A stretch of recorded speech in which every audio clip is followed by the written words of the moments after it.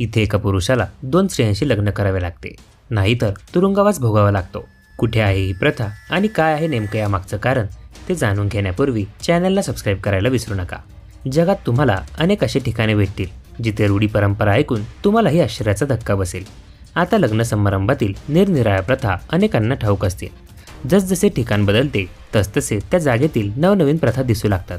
अनेक देशात एकाच मुलाशी किंवा मुलीशी लग्न करण्याचा कायदा आहे, म्हणजेच घटस्फोटाशिवाय कोणताही व्यक्ती एकाहून अधिक व्यक्तींशी लग्न करू शकत नाही। मात्र तुम्हाला माहीत आहे का, जगात असे एक ठिकाण आहे जिथे एका पुरुषाला 2 स्त्रियांशी लग्न करणे अनिवार्य आहे।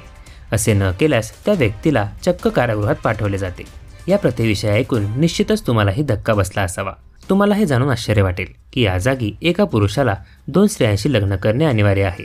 तर ही प्रथा आफ्रिकन देशातील इरिट्रियामध्ये घडते। या जागी मुलांनी 2दा लग्न करणे म्हणजेच दुहेरी विवाह आवश्यक आहे। असं न करणाऱ्या मुलाला तुरुंगात टाकले जाते।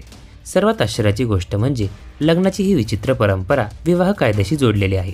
या जागी कोणतीही महिला आपल्या पतीला पुन्हा लग्न करण्यापासून रोखू शकत नाही। असे केल्यास महिलेलाही तुरुंगात टाकले जाते। एवढेच काय, तर इथे कोणत्याही पुरुषाने 2 लग्न करण्यास नकार दिला की त्याला जन्मठेपेची शिक्षा ठोठावली जाते। या विचित्र कायद्यामागे एक खास कारण असं आहे की इरिट्रियामध्ये महिलांची लोकसंख्या पुरुषांपेक्षा दुप्पट आहे। इरिट्रियाची लोकसंख्या जानेवारी 2024 मध्ये 3.5 दशलक्ष होती। यामध्ये महिलांची संख्या जास्त आहे। तसेच इरिट्रिया हा जगातील सर्वात गरीब देशांपैकी एक आहे।